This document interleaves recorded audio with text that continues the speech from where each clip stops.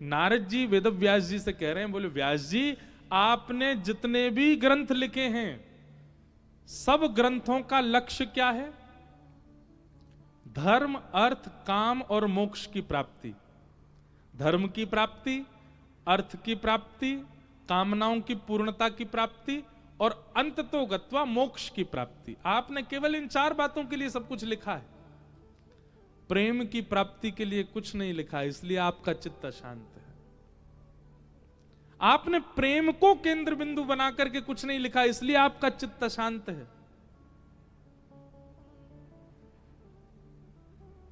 प्रेम को प्रधान मान करके आप कुछ लिखिए, आपका चित्त अशांत नहीं होगा। भैया जब व्यक्ति प्रेमी हो जाता है ना, वो धर्म की चिंता नहीं करता। सबसे पहली बात, व्यक्ति प्रेमी हो जाता फिर उसको अर्थ की चिंता नहीं होती। व्यक्ति प्रेमी हो जाता फिर उसको कामनाओं, उसकी कामनाएं सब धरी रहे एक कोने, प्रेम प्रधान हो जाता है। और क्षमा कीजिए अगर मैं प्रेम की बात कर रहा हूं तो ये आजकल के आशिकों को मत ले लेना इसमें बिल्कुल भी, जो पड़े रहते हैं डिप्रेशन में, नहाए नहीं 5 दिन से, दुर्गंध मार रही है। उन आशिकों को प्रेमियों में मत लीजिएगा कृपा करके। धुआं उड़ा रहे हैं, तुम नहीं मिली तो हम कहां जाएंगे, मर जाएंगे। ऐसे आशिकों को आप प्रेम की चर्चा में तो बिल्कुल, ये प्रेम का उपहास हो जाएगा अगर ऐसे आशिकों को आप लेके आओगे।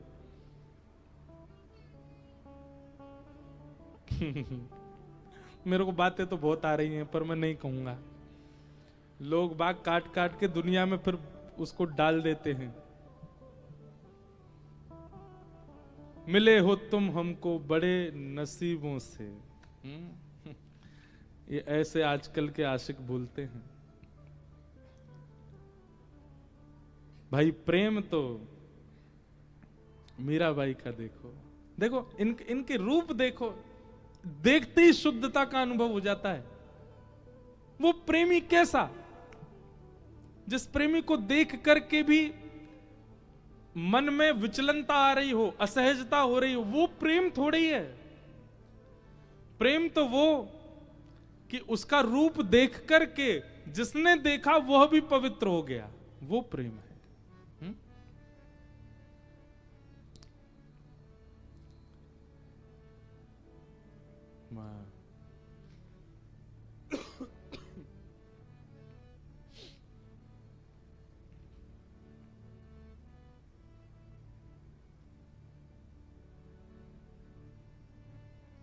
प्रेम तो वो श्रेष्ठ जिनको देख करके मन शुद्ध हो जाता हो, हृदय पवित्र हो जाता हो, और मलिनता आ जाती हो, और काम भावना प्रकट हो जाती हो, और क्रोध आ जाता हो, और ईर्ष्या द्वेष और दूर रहने की, ये कोई प्रेम है? प्रेम तो वो जो आपको भी शुद्ध कर देता हो, वो प्रेम है। हमारे वृंदावन में एक ठाकुर जी की मुसलमान भक्त हुई, उनका नाम था ताज बेगम। क्या नाम था? ताज बेगम। उनको मंदिर में घुसने नहीं दिया जाता था। क्यों? क्योंकि वो हिंदू नहीं थी। पर ताज बेगम का ऐसा प्रेम था ठाकुर जी से, वो बाहर मंदिर के बैठे बैठे आते जाते दर्शनार्थियों से पूछती थी ठाकुर जी का श्रृंगार कैसा है, ठाकुर जी कैसे दिख रहे हैं, ठाकुर जी कैसे विराज रहे हैं। कुछ दिन तक तो दर्शनार्थियों से सुनने लगी। अब एक स्थिति ऐसी आ गई, अब ताज बेगम पहले ही सोच के आती हैं, आज ठाकुर जी ऐसे बैठे होंगे, आज ठाकुर जी की माला ऐसी होगी, आज ठाकुर जी का मुकुट ऐसा होगा, आज ठाकुर जी के वस्त्रों का वर्ण ऐसा होगा। मंदिर में तो जाने नहीं दिया जाता, बाहर ही बैठी रहती। अब दर्शनार्थियों से पूछती नहीं है, दर्शनार्थी को बुला कहती सुनो मैं जैसा बताऊं बस हाँ या ना बोलना। ठाकुर जी ने आज लाल वस्त्र पहने? बोले हाँ। ठाकुर जी ने आज सिर पर मोरपिच, पंच मोरपिच का मुकुट पहना? बोले हाँ। ठाकुर जी ने आज मकराकृत कुंडल पहने? बोले हाँ। गले में मोतियों की माला? हाँ। कितनी माला? 6 माला है। अब बोले गिनी तो नहीं, बोले जाओ गिन के आओ, 6 माला हैं गले में, बोले हाँ 6 माला। ठाकुर जी ने कंठ पर ऐसे हसली पहनी है, बोले हाँ हसली पहनी है। ठाकुर जी ने पीला केसरी चंदन उसकी पत्रावली बना करके गाल पे गोल ऐसे हो रहा है, बोले हाँ। बस सुनते ही ताज बेगम वहीं नृत्य करने लग जाती थी। उनको देख करके लोगों के चित्त में प्रेम आ जाता था। एक प्रसंग मैं सुनाता हूं, श्री हनुमान जी महाराज जब लंका गए तो लंका में जाकर के जब सब जगह भ्रमण कर रहे थे, तब एक जगह हनुमान जी ने देखा बड़े अक्षरों में लिखा था राम। हनुमान जी बोले लंका में राम कहां लिखा है भाई?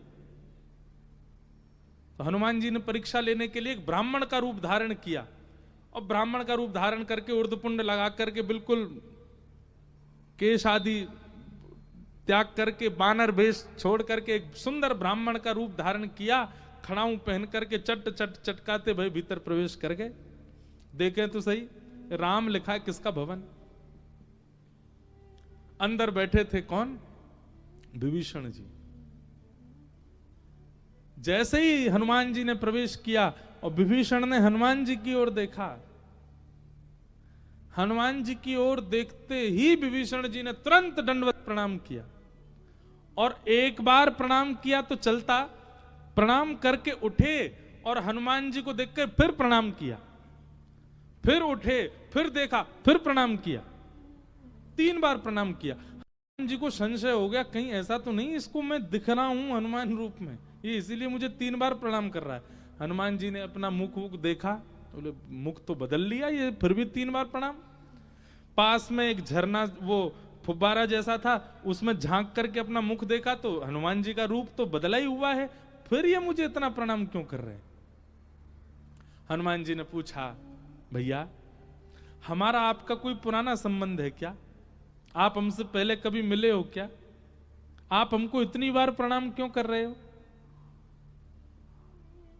विभीषण जी बोले मैं आपसे कभी नहीं मिला, मैं तो पहली बार देखा आपको, तो फिर वो 3-3 बार क्यों प्रणाम कर रहे हो भाई? विभीषण जी बोले मैं नहीं जानता आप कौन है, आपका नाम क्या है, आप कहां से आए, कौन है क्या है, मैं कुछ नहीं पता, पर पता नहीं क्यों आपने जब से मेरे भवन में प्रवेश किया है तब से मुझे राम जी पहले से ज्यादा प्यारे लग रहे हैं। आपको देखने के बाद राम जी से मेरा और प्रेम बढ़ रहा है, तो निश्चित ही आप कोई भक्त हैं, इसलिए मैं प्रणाम कर रहा हूं। तुरंत हनुमान जी अपने रूप में आ गए, विभीषण को हृदय से लगाया। ये है प्रेम का लक्षण, ये है प्रेमी का लक्षण। जिसको देखते ही काम प्रकट हो जाए, जिसको देखते ही क्रोध प्रकट हो, जिसको देखते ही ईर्ष्या प्रकट हो, वो प्रेमी नहीं। जिसको देखते ही प्रेम प्रकट हो वो प्रेमी। राधे राधे। वो प्रेमी।